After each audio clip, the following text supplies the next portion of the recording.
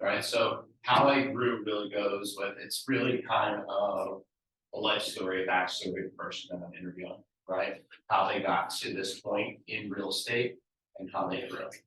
Amber is a New Jersey broker. She is a absolute dynamite person.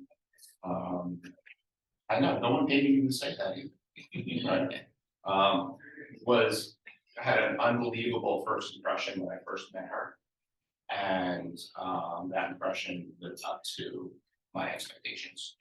So this is I kind of go through the interview process. I want to hear from you guys before we get started. What do you hope you get out of today's class? Not everyone at once, please. I mean, tip or trick. Does she have a team? I thought she had a team. She's solo agent, Solo agent. but she has a team of 90 New Jersey agents that she helps manage. Learn like maybe something that I don't think.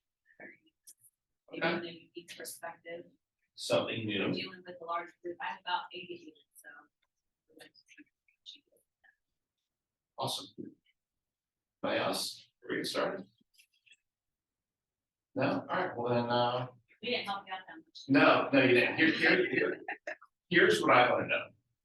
And you're going to hear it through today. Her work, personal life balance, which is always been something that was very important to me. Amber was an icon, right? You're a cultural icon back in 2022, 22? Something like that. Yeah. 21, I think. Yeah. It's really long ago. I even got Right. So what got her to that point, right? What our business looks like today from when it first started. And then I'd always ask every agent two really important questions. What would they do differently now if they were a new agent? What would they implement? And what's that little grit factor that she has? Hi, how are you? All right, guys, so let's get started.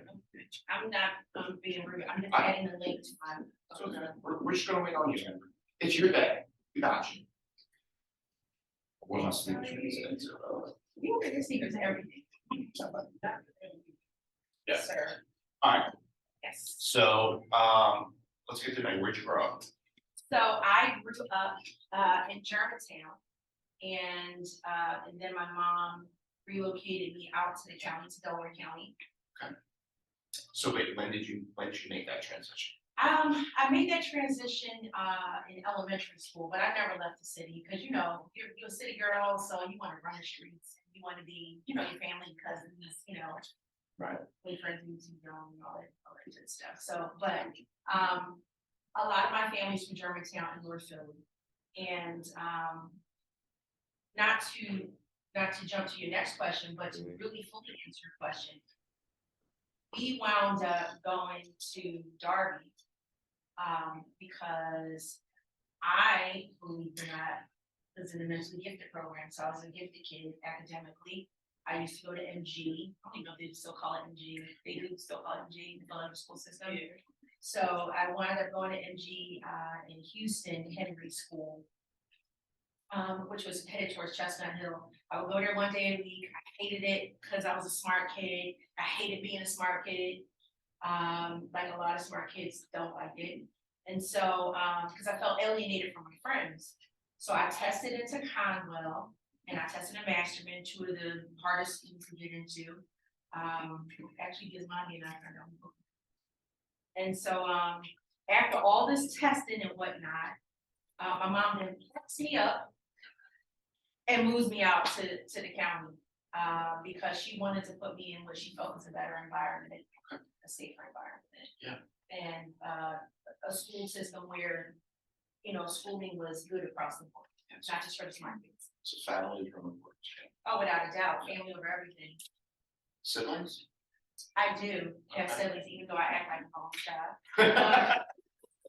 Are you the oldest, the youngest, middle? I am the boss baby. Okay, So I have a brother with my mom, from an early relationship with my mom. And then on my dad's side, from his first marriage, I have a brother and a sister. So they're like early 60s. I think my brother's like 59. So I'm 48. And, I'm a boss baby. We're 48. We are. Yeah. Twenties. 49. Wow, I just started for you. Alright, so let's talk about that adversity, about being gifted, being intelligent. What did that initially do for you from a social standpoint? You said it's up because you never meet with other friends, but seriously, diving back to that, because I always feel like early on, we kind of know who we are, Yeah. right? If we're a leader or a follower, if we're an innovator or we're a worker, it sounds like pretty early on you were a leader, right? So you had to make that adjustment of being somewhat isolated from your friends and people that you cared about. How did that prepare you for now? I did have to make that adjustment. I think actually as a child, I didn't realize that I balanced it well because even though I was quote unquote smart, I still had that grit. You know, I'm still from Germantown. You know, I'm a Philly girl, so at the end of the day, that little bit of hood was still kind of in me. So I kind of sort of towed the line between the two. I was just my authentic self. I think even as a child, I was, without even being aware, I was authentically me. And, when I was little, they used to say I was an old soul, kind of like, you ever say a kid, like, man, this kid has been here before, Jalen Hurts, people like, is he 24? Because this guy listens to like the oldies and he's so stern, but, and then I was like bossy, but not in like in a bad way, like a cute kind of bossy way, telling everybody what to do. So I think I sort of was harnessing and developing that trait without realizing it. But it wasn't like a arrogant bossy or like I think I know it all bossy. It was like I think I can save the world at age 8 kind of bossy, very empathetic. Yeah, and you still are just there. I am. Yeah. I can confidently say I'm an empath. Yes. How did your mom continue to encourage you in that transition? Because my kid is going through this right now. I have a 13-year-old. He's very bright and he's struggling with 1 minute he's cool with being right, and the next minute if his friends make a comment, this kid don't want to do school, Right. He don't want to work, he don't want to know how smart he is. He even told me last week, I don't want to know how smart I am. Yeah. Because he gets made fun of because he goes to a different school. That was me. So this is what I'm gonna do. I'm gonna answer your question, and then if anybody has any questions, put them on your phone so we can like do it at the end. But I definitely, while this is top of mind for you, I want to definitely answer that. So I would say number one, put him around other children that he can identify with, whether it be culturally, socially, similar ages that are special like him. Because what I thought was, a bad thing as an adult is my superpower. Because I can go and I can process information really quickly. I can read a room, really quickly. I can have high level conversations and I can have a real basic conversation. And it has served me so well in adulthood. The thing that I despise as a kid, like most kids do. So I would just say, put him around other boys and girls who have that similar superpower. Tell him it's his superpower. Tell him he's a superhero. Encourage him, pour into him, and also show him examples of people like, that had that gift, right? Because I'm a special needs parent too. My daughter has autism, but that's her gift, right? And so I would say put him in spaces and show him the byproduct of, see, Einstein had an IQ of 153. When I was 5, I had an IQ of 153. You want to be Einstein or you want to be Boo, right? Show him examples of people who are really successful who had that gift as a child, and let them know, hey, if you embrace what you have, you could be as good as, if not better than someone. That's what I said. So were you athletic? Did No. you do any sports? No, Okay. but I did play basketball 8th and 9th grade. So you played sports. Technically, Yeah. yes, but I did, I was in college, I was part of the sports information team for Temple's basketball team. So I was technically involved with sports. So you're a big 5 girl. I I'm used to be. Yeah, I came up in like the Eddie Jones, Aaron McKee era, you know. Yeah, alright. So did you go to Temple? So after high school, you finished at Upper Darby. No, I lived in Darby, but I graduated from Penwood High School, which is part of Williamson School District. Okay. And so, I have a bachelor's degree, in broadcasting, PR, marketing, with a minor in business from Temple. Okay. Mhm. What was that transition for you from high school to college? Were you ready for it? I wasn't, I actually took a couple classes at, CTP, shout out to community college, because I was protesting, again, this is Miss Smarty Pants, I'm not going to college. My mom was like, oh, yes, the hell you are. I don't know what kind of drugs you're smoking, but, so the compromise was like, okay, I don't have to fully commit, because I had different offers and opportunities. I was like, oh, I'll just take a couple classes, you know, during the summer at CPP, not realizing that actually community college classes were on par with the regular college classes. I was like, yeah, I gotta really really do this. So I did it. I didn't get like an associate or anything. I was like, well, if I'm gonna go here, I might as well just, you know, Right. Got it. get my Temple degree. So you transferred over from CC. I did. I just took a couple classes. I was like, screw this, and just go shut my mom up. And it was the right thing. Why, what was that internal like conversation with yourself? Like, I'm not gonna go to college, I'm gonna go do what? Was it start a business? Were you Yeah. entrepreneurial mindset Yeah. that early? Yeah, because I was like, you know, it wasn't that I thought I knew it all, but I felt like I had a good enough grasp of business. Because let me backtrack super quick. When I was in 10th grade, I got my first internship at a major radio station, WDAS 105.3.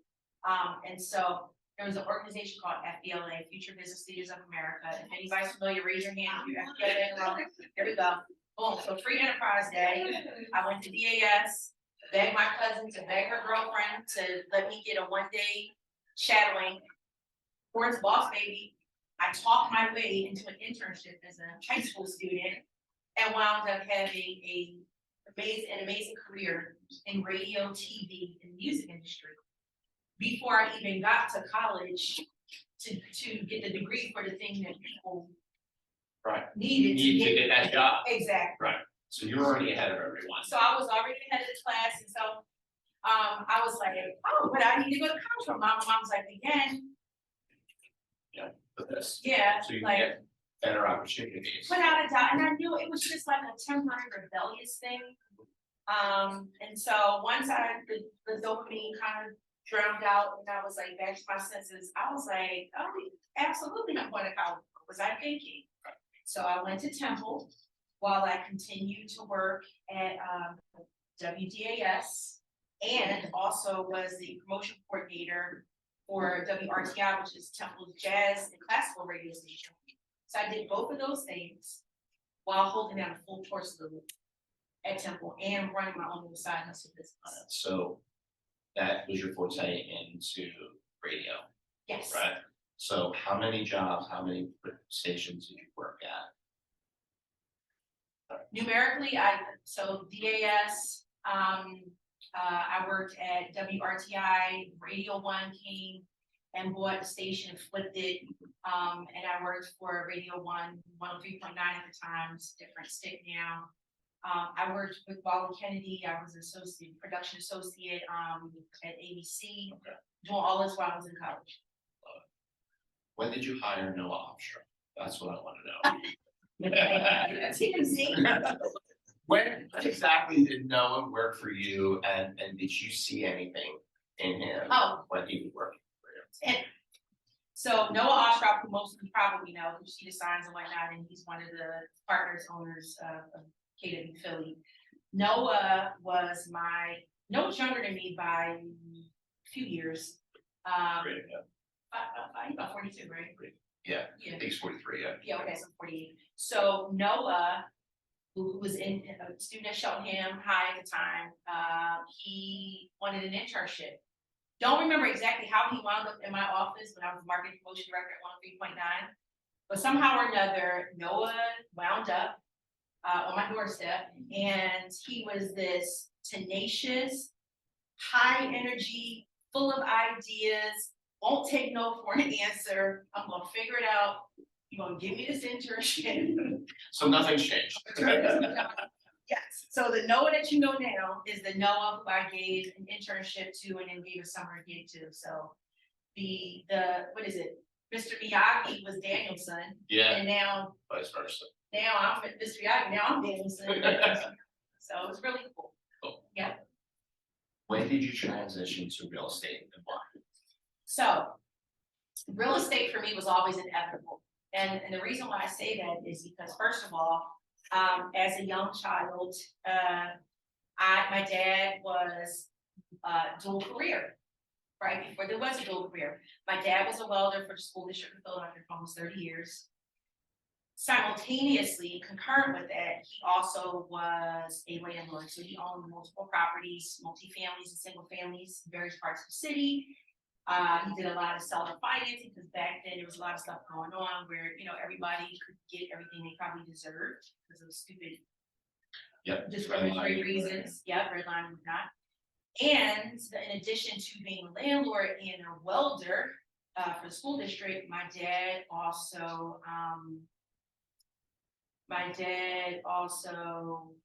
owned a bar and lounge in Germantown and Shelton and Pulaski called Ronnie's Checkmate. Now it's changed hand a few times since then, but he also had commercial property. So real estate for me was inevitable because my dad used to take me around collecting the rent checks, and of course he felt like he could fix everything better than hire somebody. So he was like the super, he was the owner, and sometimes people would fall, on hard times. My dad would give them a reprieve. And so we would go around and I would be there with him while he would talk to families at their door about why they couldn't pay or whatever. His name was Ronald. So yeah, I said, used to go to his bar and lounge. Ronnie's Checkmate was what it was called. I was sitting in the back doing my homework and watching him, run the shop, and he would again get up, crack a dawn, and weld for the city. Till he had a near life-ending injury, and some steel fell on his back. So that ended his career with the school district of Philadelphia. So he was forced into being an entrepreneur first time. So why, the question is not really why real estate, why not real estate? That was my dad. On my mom's side, a lot of my family were renters. They were, my mom grew up in poverty, just to put it really simple, like real poverty. And so it was this sort of interesting intersection of that and one, being influenced by my dad, when I decided to make the switch from radio, TV, working in the music industry as a high-level marketing executive at Def Jam Records at the time, working with Jay-Z and all these other artists that I did in management and marketing strategy for. But it was also my just the innate desire, this passion to help change the trajectory of my family's legacy, particularly with my mom's side, and then just to have an impact on other families. I just could not stomach the fact that it took my mom so many years, to pull herself up and pull herself out, which she did. And I really wanted my family's legacy to be something different. So that's why I'm not really speaking. You've got two educations. We're talking about right now. Okay. You got your formal education. Yep. At high school, at CCP, Yeah. at Temple, Harvard. You got your formal. Yep. Then you got your street education, hanging out in the lounge, going door to door, collecting payments. What did you learn about the ladder from your dad that has helped you right now in real estate? Is it relationships, how to talk to people, how to negotiate, understanding where they're coming from? Everything. There's so many things that I gleaned from my mom and my dad. My mom was a nurturer. She was a nurse for over 50 years. She's a stroke survivor, 4 years. And yeah, she dropped out of high school. She was a teen mom with my brother, and she fought, she was through gangs of North Philly, very, very early years. She went on to LaSalle for 8 years and at night and earned her BSN after she was already a registered nurse from getting her nursing diploma in Episcopal, but she wanted to go get her BSN with honors. So from my mom, I learned nurturing. I learned how to never give up. I learned modesty when it's necessary, and I learned to turn up when it's necessary and don't let anybody dim your voice. I learned so many things from my mom. She's definitely the nurturer. My dad is the most resourceful person. There was a book that really impacted me early on, which was Multiple Street Income by Robert G. Allen. I read that years and years and years ago. My dad was a doppelganger for Robert G. Allen because this man could make a way out of no way. And my dad was very popular. He's like the mayor of Germantown, highly respected, but he just met everybody where they were. He didn't look down on anybody. He was never too snooty, and he also had pride. So he wasn't this person who just didn't have any self-esteem. He was just very namaste. You need to be owning a bar or a tavern in Philadelphia. It comes with all sorts. Yeah. Yeah. So negotiation and just so many things, just about being a people person. I definitely believe in my dad. So, you mentioned your parents more so than any other person I've ever interviewed during the series. And the impact is great right now that they've had. And I've seen your mom, I met your mom at your icon. I'm sorry if I'm getting a little upset here, but it's awesome to talk about parents and the impact that they have. Oh, I love my mom. She's a rock star. Yeah, she is. And we're going to say, you met her too. I did. Yeah. When did you start understanding your mom and dad's struggles as an adult? Was it a young adult? Was it when you became a parent? I think I understood their struggles and the complexity of them.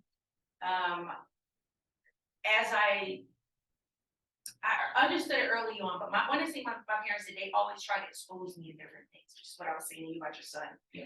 Early exposure for kids is like early intervention, right? And so when I would go around different children or be in different environments, or read different things because I was an avid reader, I just realized that, everything wasn't equal and everything wasn't the same.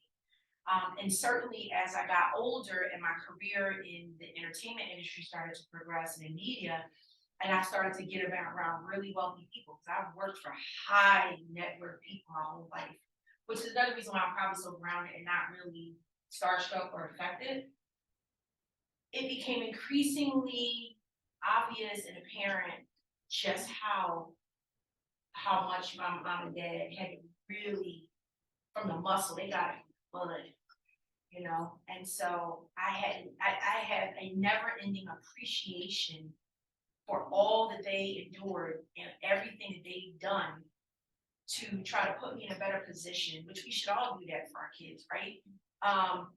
And so I have a complete obligation and commitment to not letting all that they did go to waste. And I am committed to passing that on to people who are willing to do the work and who rightfully, would appreciate me sharing some, just like y'all in this room right now.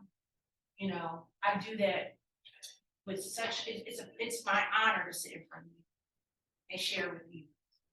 Thank you. When did you get into real estate? What year was it? When did you start? So my first acquisition was in 2000, I want to say, so it's about 23 years ago. So you've seen a couple market turns, huh? Oh, just a few. Yeah, so I wasn't licensed then, but I became an investor in the early 2000s. When did you get licensed? I got licensed August 10th, 2007. Wow. Yeah. For everyone who doesn't know that, what was it, 2 weeks later, the mortgage meltdown happened? Yes. Yeah, it's a couple of Yes. So that was literally the beginning of The end. Well, I wouldn't say that, but a drastic change in right? And your agents and your, less than a year, you guys don't know any different, right? There's three types of markets. There's an easy market, which agents in 2017, 18, 19, 2020, they experienced that. So they thought that was the norm doing business. And we just skipped right over a balanced market into a skill-based market. So you started as a skill, agent. Mm. How has that helped you? Not only now, but when COVID hit, right? How did you do your business then? And how has your skills that you work on in October 10th of 2007, August 10th of 2007, how's it helped you now? Well, first of all, let me say this, because this, I think, it's a bit different, in that there's not a bubble about to burst here in this market. Yeah. But the sentiments and the vibe is very similar in that it's just not the best climate. But for me, my cup is always half full. So number one, there's no better time that I could have started than the worst time, because if you get through the worst, everything else is easy, right? So that's the first thing. So I want you to stay encouraged. Know that some people are just not gonna have the stomach, they're not gonna have the fortitude to endure what's going on right now, and they're gonna get out of the way. So that just leaves a clear lane for folks like y'all who just sitting here and whoever's online, who are not afraid. I ain't never scared, right? So don't be scared. Embrace this and look at this as an opportunity. And when you gotta scrap to get it, and it's not just handed to you, it just develops such grit in you, that you really are armed to pretty much do battle in any market. But never take that for granted. So even when the market does turn, because it is cyclical, right? Real estate is cyclical. We go through this cycle and boom, it's gonna get bad, it's gonna get good. It's all these ebbs and flows, right? Never always work like it's a bad market. Always work, you know, Like your broker? like, Yeah. yeah, you know, like notorious B.I.G. Biggie said, I treat my first like my last, right? So always get it like as if, you know, you just started. And for me, no matter where I ascend, I don't care what letters I got behind my name or titles, I don't care about any of that stuff.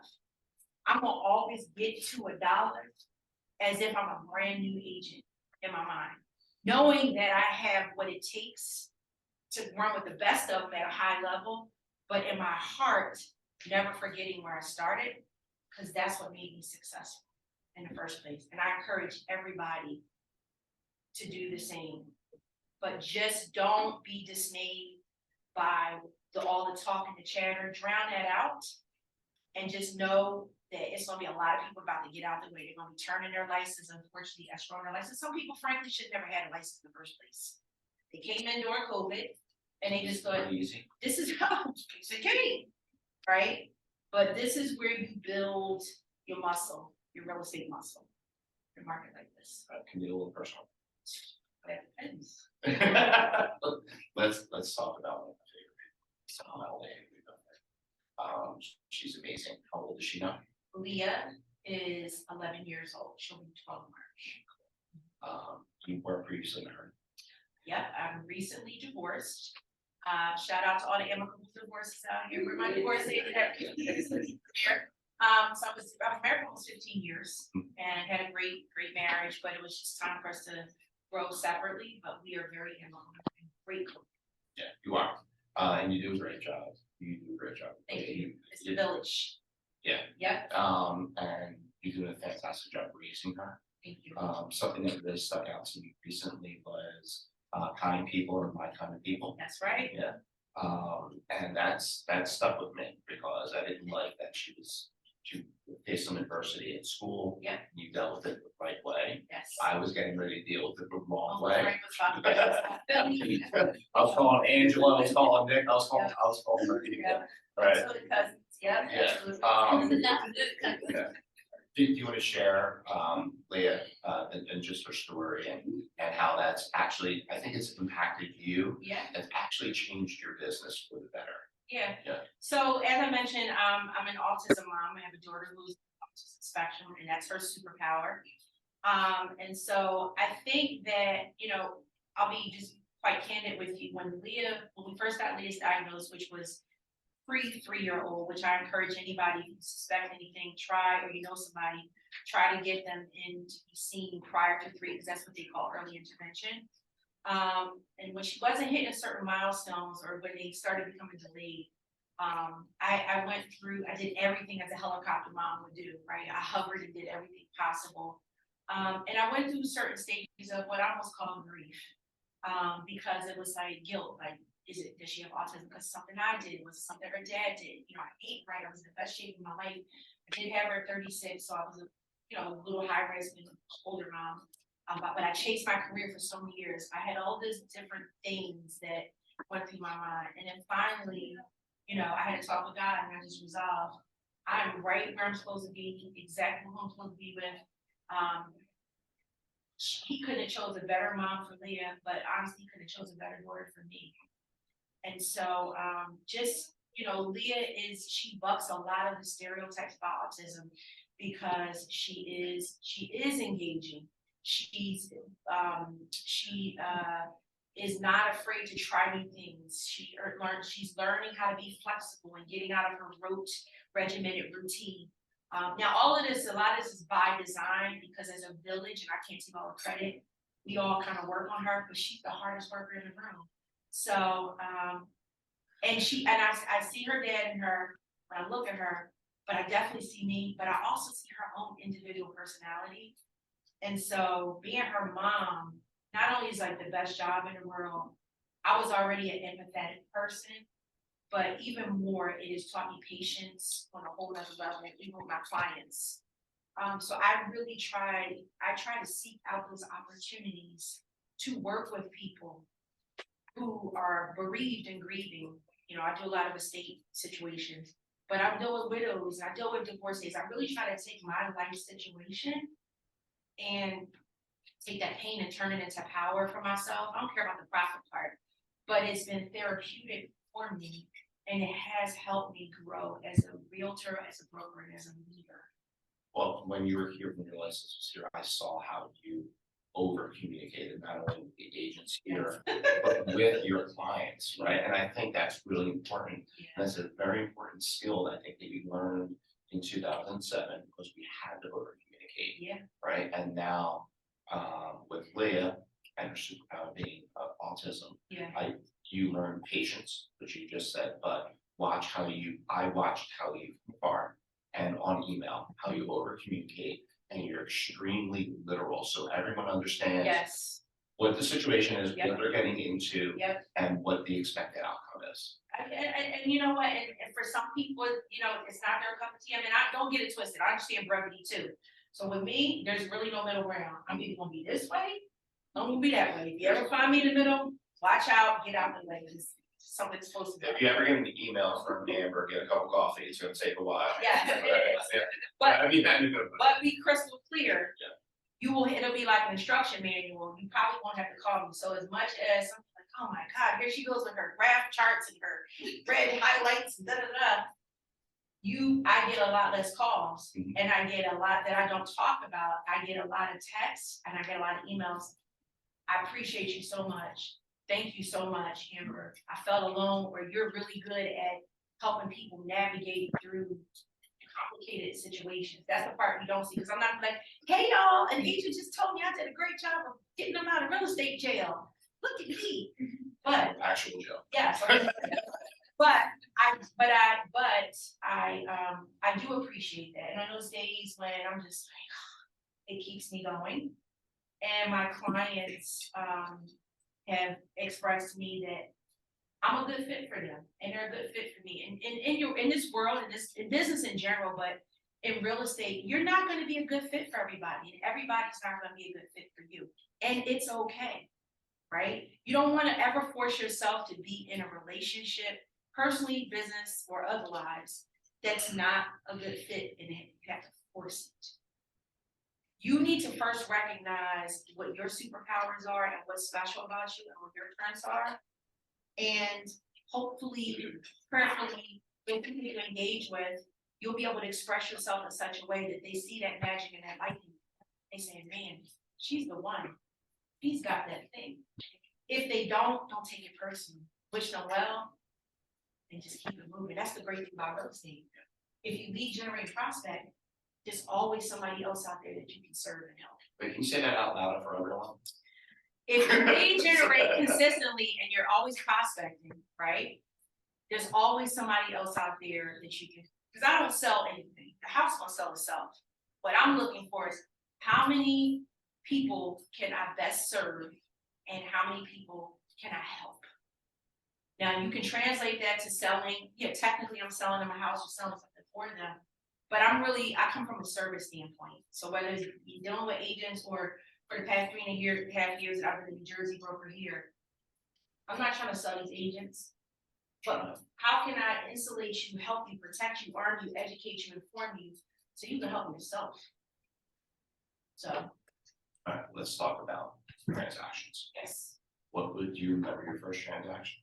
That you represented a selling address, you do? I do. Let's hear about it. So it's in Manalapan, New Jersey, which is in Monmouth County for anybody in Central Jersey. And the transaction at the time was a whole lot of money. It was like over $500,000. I know that's not normal. It was. 2007, 2008 it was. Yeah, it was. So it was, the, best friend of my ex-husband's cousin's ex-wife. True story. And the irony. Did a great job of working your center, by the way. So the irony, and first of all, when I look back in retrospect, that was 16 years ago. I just thank God that those people trusted me enough to like help them do, buy a house that was over $500,000. I was brand new and they knew it, right? So, but they felt that I was savvy enough in business and they connected with me, they liked me. And I had a great mentor at the time. I was at Whitehurst for like 7 years. My mentor, she was like an OG, Sonia Brombeer. And so she really armed me with her British shelf to really understand the dynamics of doing business in Central Jersey, because culturally it was very different. It was just a lot of different dynamics. It wasn't Philly, let me put it that way. And so they allowed me to do that. They still live in the house now. Like I said, the ex-cousin's ex-wife is still friends with her. But the irony of it is that the wife of the brother, they were my clients. Her brother owns a really successful home inspection company called Vitale Inspections. If any of you ever want a good inspection company, Carlo Vitale is amazing. And he's been in business for over 10 years. He's actually taught classes with me for KW Philly about inspections in Jersey. And so that was, and they still live in the house. Was the most challenging transaction what did you learn from it? The most challenging, there were a few. There's one actually, shameless plug, I talk about in my latest book, Never Give Up.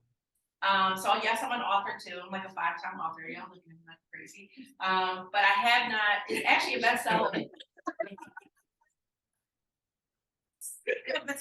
Well, he's Vitale, this is Vitale, this is Dick Vitale. Yeah. So the legendary broadcaster who is also beating throat cancer, esophagus cancer. He's one of my co-authors along with some other entrepreneurs that I mastermind with.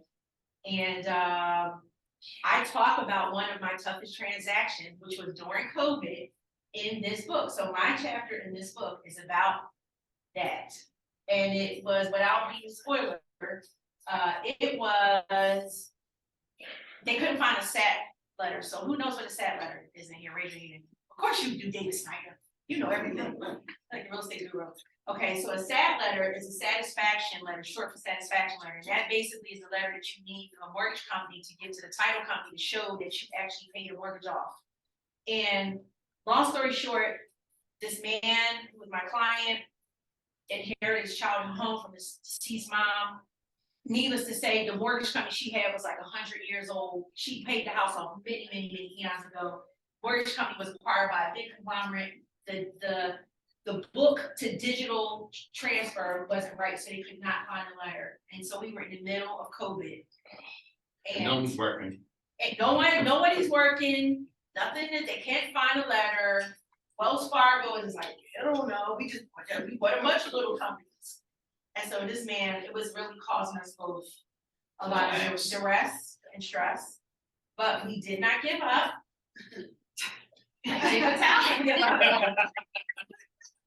Give up. Was that a New Jersey transaction or Pennsylvania That was transaction? a main transaction. So let me paint a bigger picture for everyone. We were not allowed to transact business from March 16th to June 22nd, right? No one was taking you seriously, no, because you weren't allowed to transact business. The only thing you could do is close big deals that you currently had. You couldn't put anything new actively on your agreement. Right. We were the only state in the union that. Talk about that. I didn't get too deep into it because for confidentiality reasons, I could talk about what I went through, but I did not want to divulge anything that would disclose who my client was, even though he told me 500.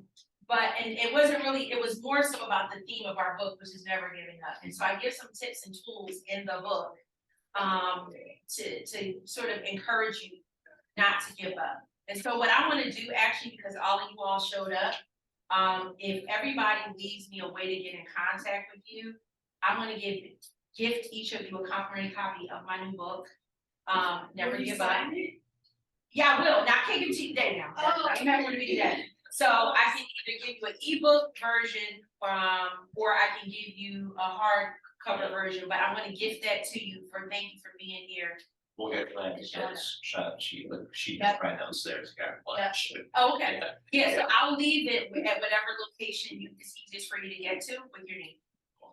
Thank you.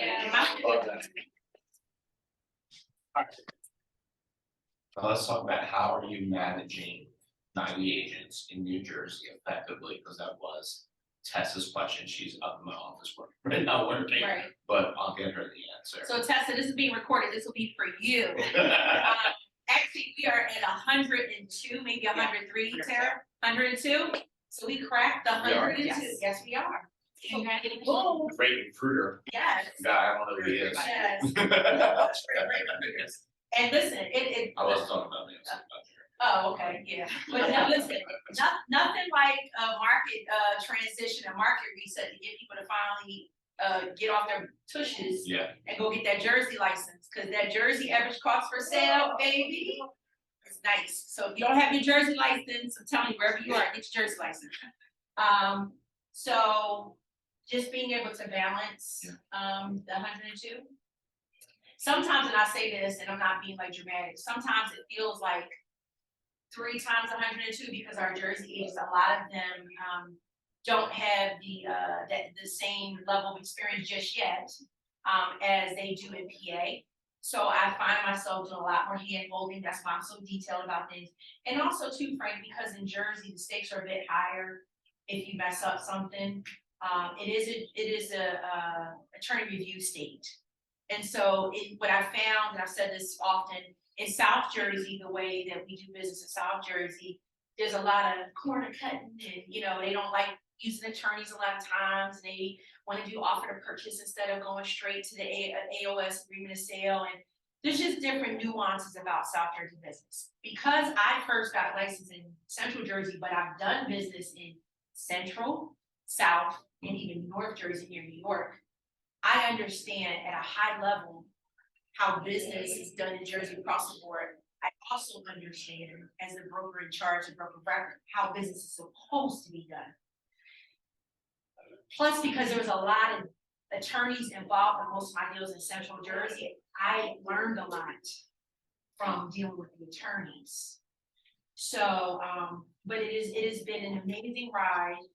We didn't have anywhere near 102 agents when I first took on this challenge that Noah told me was going to take an hour a month back in 2020. Shout out to but I wouldn't have it any other way. I'm grateful that Noah did challenge me, and he knew what my business aptitude was, and he asked me to be the broker for Jersey. I'm grateful that you and David Snyder continue to trust me, and Mike McCann advocated for me. All you all just let me do my thing, and I'm so grateful for the agents that put in the work in Jersey, that get out of their comfort zone because it kind of freaks them out a little bit. And now, you learn how to ride a bike. Now some of them are really cruising. They're like on electric bikes, and doing their things. So it's been a good ride with me. it's awesome. Yeah.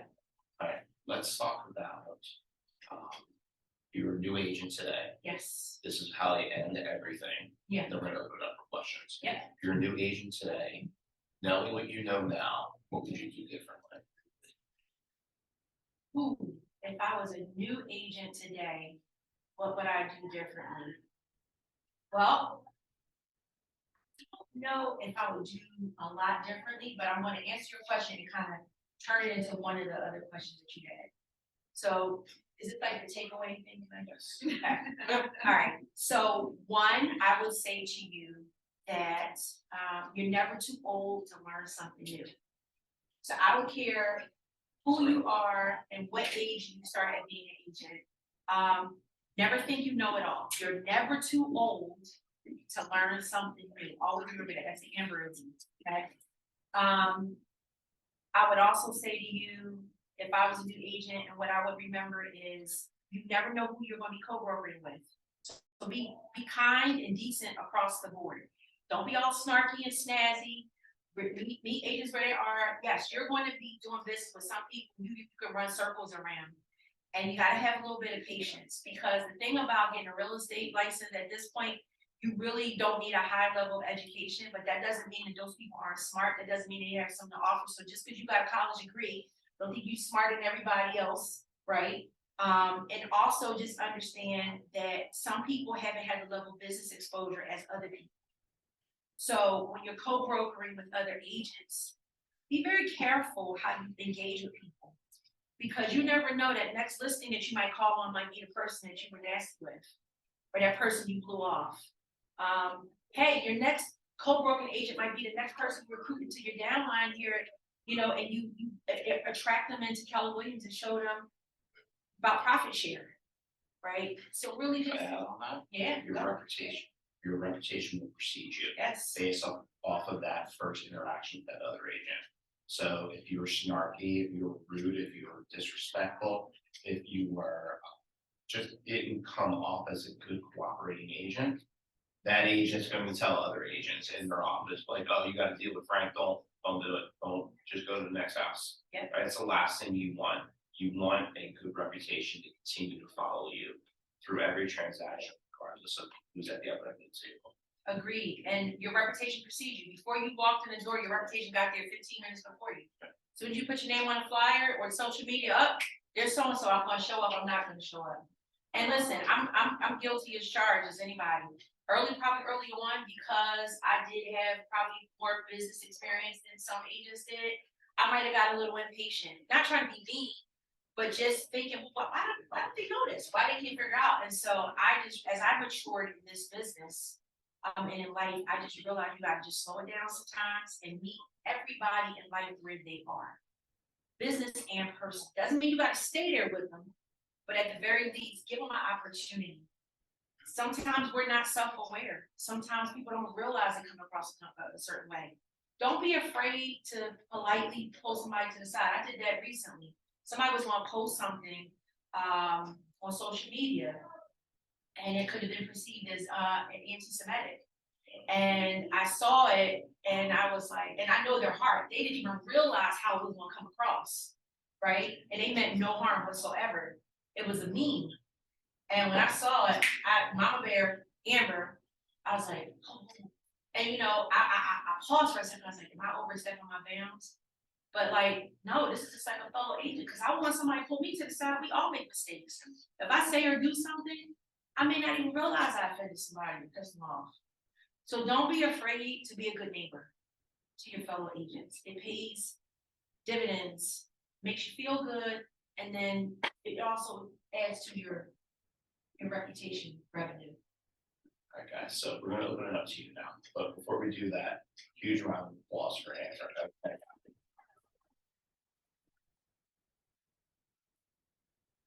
Job on the books was McDonald's. I was on fries, just so y'all know. Clifton Heights. Rada. So my name is Rada. I've been licensed since April 1st. At the very beginning, you mentioned this word of many times. You said the word grit. How, I guess, is that a very important trait to be successful? I believe that having grit is important. I think that grit means different things to different people.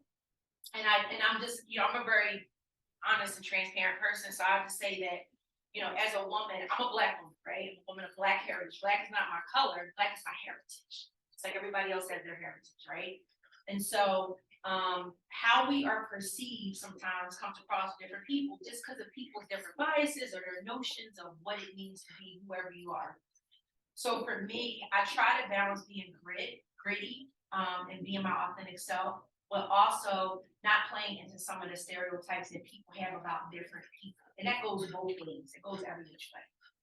I do believe that having that grit and having that sort of I don't say attitude, personality of being a go-getter, being a person who's want to stick with it until it gets done. You want to figure it out, and I don't like to use the word aggressive, but sometimes you have to be assertive, and being able to stand in your truth and do that for me is served me well. And some people get me and some people don't. But I think if you got a clean heart, right, you just gonna take me for who I am and meet me where I am. I'm gonna meet you. So yeah, I believe that grit, tenacity, and that stick to it and that relentless, kind of perseverance it will take you far in business. Great question. You talk a lot about being gracious with other people. Mm-hmm. Were you gracious with yourself throughout this process? And if not, what was that moment you were like, you know what, I need to be gracious with myself the way I am? That's a great question. I am learning every day to give myself more grace. I believe in grace. I say this all the time. I think Tara may have heard, she's shaking her head, she probably heard me say it. We got to give ourselves grace. And grace is just kind of giving yourself like a room to breathe. So yeah, I give people a lot of room to breathe. Probably some people I've given them too much grace, right? And been too gracious. And sometimes people can take that as weakness. I did nothing weak about me. If you haven't figured that out, I said in this room, I think you know now. But I am gracious on purpose because I know that the God that I serve has enough abundant enough life for me, and there's enough in this world, in this universe to go around. And I try not to take things personal. Sometimes in real estate, people aren't kind and they can be a little snotty. And it can be a little uneven-handed. So I still give them grace, and I have given myself grace nowadays to say, Amber, it's okay. You didn't hit that goal you set. It's all right. Give yourself some grace. You got a lot going on, girlfriend, and you handle it well. You tried to help somebody and they couldn't, they didn't want to follow your direction. Now they screwed up and something. Don't own that, right?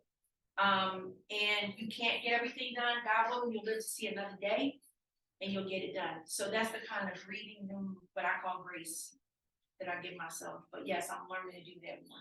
Because I didn't do it. We have time for one more question, and then PC's right after this. Hey, you had mentioned you worked for a different career, started with state, that's radio station. How did you transition from that to being a full-time agent and like reaching out to that that sphere? Great question. So I actually was done with real estate. I was done with radio and TV at the time. I was recruited by the then president and CEO of Def Jam Records, Kevin Liles. And I transitioned into the music industry at the record company, which is a whole nother level, right? It's like going from residential to commercial. You got to learn a whole other thing. And so it was tough. I was in the middle of my contract negotiation. I was making high six figures a year, and I was burned out. Airplanes, trains, it's a great working in that field, entertainment and media is great, but there's a lot that goes along with it. It's not all glitz and glamour.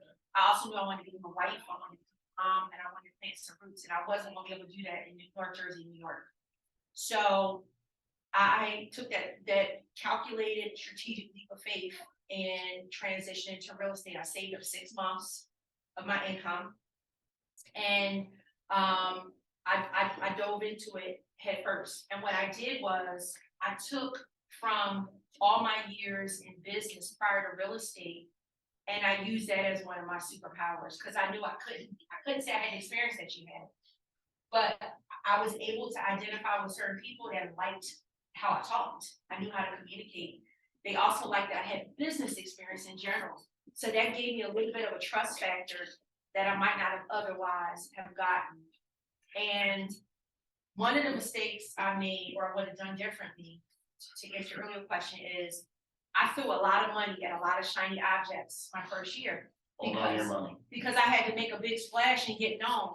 I'm sitting here promoting Jay-Z and all these global, LL Cool J, all these global icons. How do I go into this area of New Jersey where I had no family, right? I had really no friends, and I gotta get known in my face. And then it was also area that, they weren't kind of used to folks like me. So that was another hurdle. For me, the thing that got me in certain doors was they were intrigued by me telling my story and who I worked with. So once I realized that was like kind of part of my unique value proposition, I utilized that to get me listings and to get me business opportunities. And some of my clients, they were so geek to say, my realtor worked with Joe so-and-so. I'm like, yeah, you want some more names to drop? Rihanna, Mariah. I just start coming up with names.